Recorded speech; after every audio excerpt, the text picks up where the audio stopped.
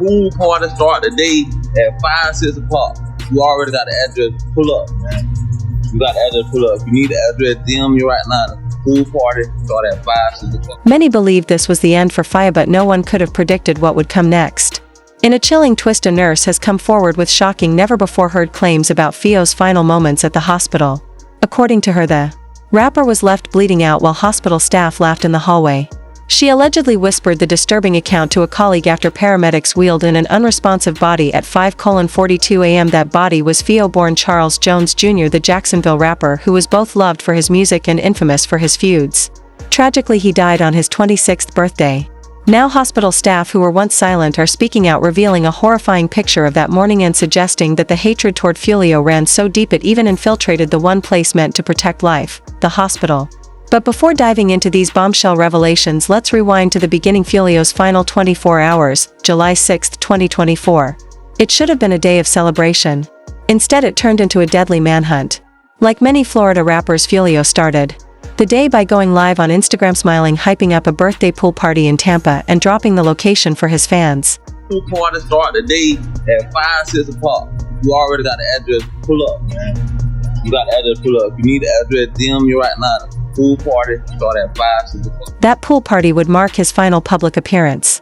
Less than 12 hours later, gunfire broke out in the parking lot of the Holiday Inn near Busch Gardens. 4 people were shot, one of them died. That person was Fio. Media coverage was minimal, framing it as just another routine shootout. But eyewitnesses and sources close to the scene tell a far more chilling story. This was a calculated ambush executed with near military precision and the result of months of surveillance. Perhaps the most unsettling detail to emerge from the investigation, confirmed by multiple sources, that some police officers reportedly laughed upon hearing that Foolio had been killed. Like, oh, this guy, I'm surprised he didn't get killed earlier. You know, he's desecrating people's graves and talking about dead people and all that. You know, he got what he deserved. This wasn't an isolated reaction. According to Boozy Hose, had his own share of encounters with law enforcement. A significant number of officers actually cheer when rappers like Fio are killed. They be happy. I know one dude got they walked straight on there like, finally got it. They finally got it. When Fio was rushed to Tampa General with 4 gunshot wounds, one of them to the chest, wasn't just fighting for his life. He was surrounded by people who, according to some accounts, didn't want to save him in the first place. A trauma nurse, speaking anonymously out of fear of retaliation, said no one in the ER had ever seen a patient with that many gunshot wounds arrive still conscious. She claimed Fio tried to speak before flatlining, mouthing something that sounded like "don't trust," though his voice was too faint to finish. He died less than 10 minutes later, but it's what happened after his death that has sparked outrage within the hospital community. A second nurse who said she was near the break room when Fio was pronounced dead recalled hearing a male technician say one less gang member to treat. The remark was reportedly met with laughter by 2 other staffers. Let's be clear, this isn't just a lapse in professionalism. It reflects a deeper, more troubling culture of dehumanization where a young black man's pain is treated like a punchline. Perhaps the most tragic part of all, Fio didn't even want to be in Tampa. Multiple sources close to him say the trip was a last-minute decision made to escape escalating tensions with rivals in Jacksonville. His team believed the distance and hotel security would keep him safe. They were wrong. Not only was Fio's location shared on social media, but Ring camera footage and Cash App activity allegedly placed multiple suspects in the area hours before the ambush, according to DJ Academics. Everyone's going to prison for like 20, 30 years, life. Someone may even get the death penalty. The planning was surgical. 2 separate vehicles, no phones left behind to avoid GPS tracking. Bullet fragments matched to other open homicide cases. Subpoenaed Cash App records pointed to intent. Tesla dashcams captured 4K footage of the ambush from multiple angles in the parking lot. If this wasn't a hit, then what was it? Foolio's death wasn't random, it was the final chapter in a long unfolding story fueled by betrayal, retaliation, and constant surveillance. And the deeper you dig, the clearer it gets. This wasn't just targeted, it was personal. The real question isn't just who pulled the trigger, but how many people already knew he wouldn't survive the night, which brings us to her, the girl who texted out his location. She's now in a cold interrogation room, reportedly cooperating with detectives. Multiple sources confirm she was at the hotel, in the room. And according to Vlad TV, she's giving up everything. She's also pregnant and allegedly hoping for a deal. That changes the entire narrative. Fio's enemies didn't stumble upon him, they were led straight to him. Point one of the suspects? An 18-year-old who previously shot Foolio in the foot. He allegedly drove 3 hours to help carry out the hit. That same teen is now connected to multiple shootings, including one just weeks prior. This wasn't some reckless teenage feud. This was a calculated cycle of violence fueled by loyalty, reputation, and digital surveillance. While most of the focus has been on the ambush and the shooters, there's been almost no conversation about what happened inside the hospital. We spoke with a hospital porter who requested anonymity, who claimed that within 30 minutes of Fio's death, security had already handed over surveillance footage from the ambulance bay. Why? Because Tampa PD didn't just ask, they demanded it.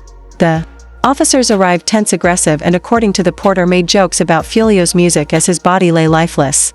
One of them reportedly said, "I wonder if he's still smoking on BB now." That line is a reference to Foolio's viral diss track "When I See You," a remix of Fantasia's or /&B ballad, in which he name-drops multiple deceased rivals from Jacksonville, including BB Techie.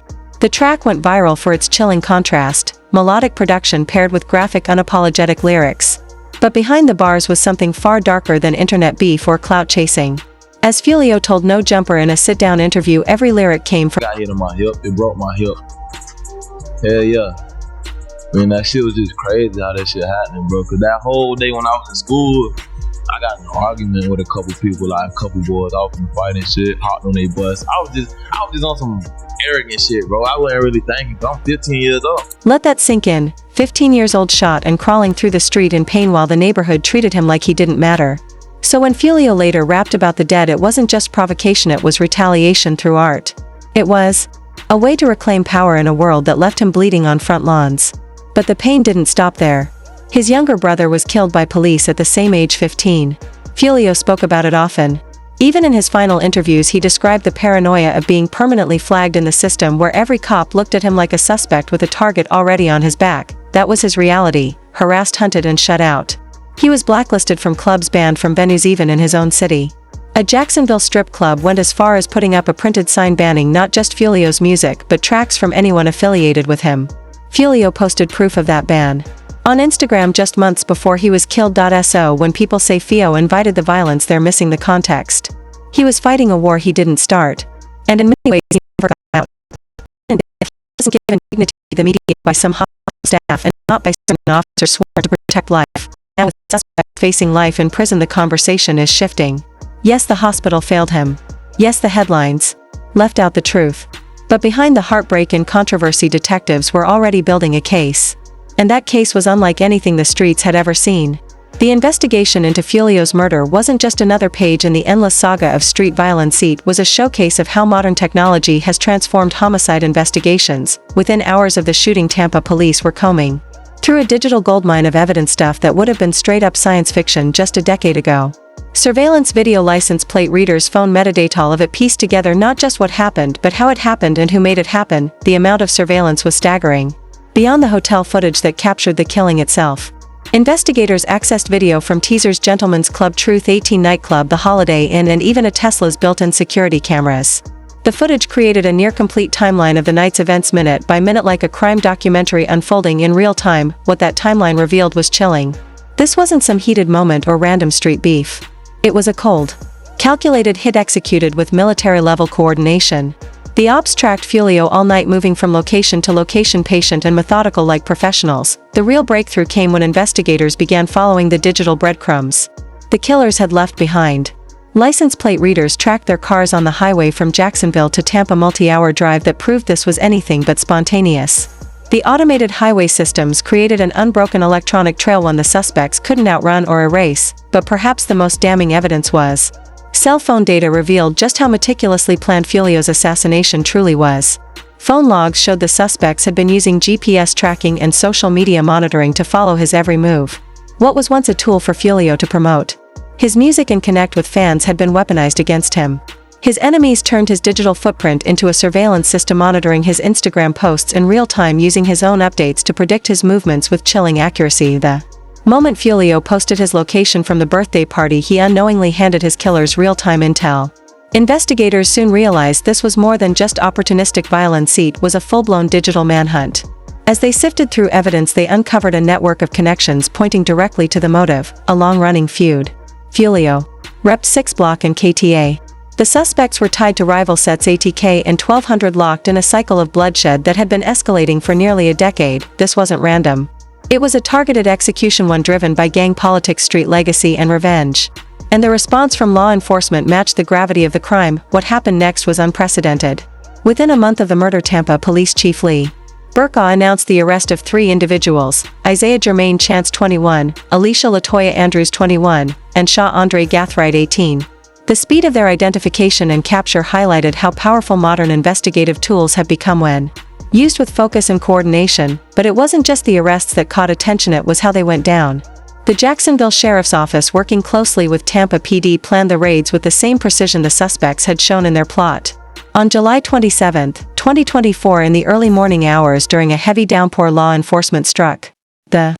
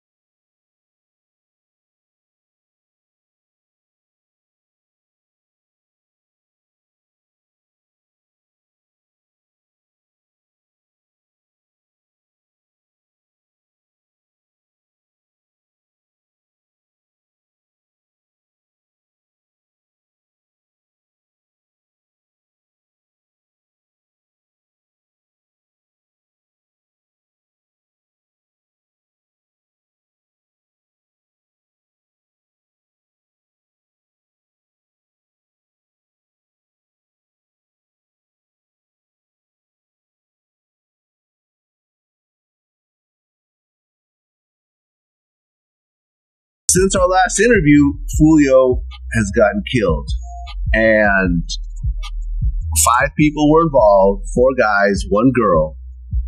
The girl's pregnant currently. Yeah. Which makes it even crazier.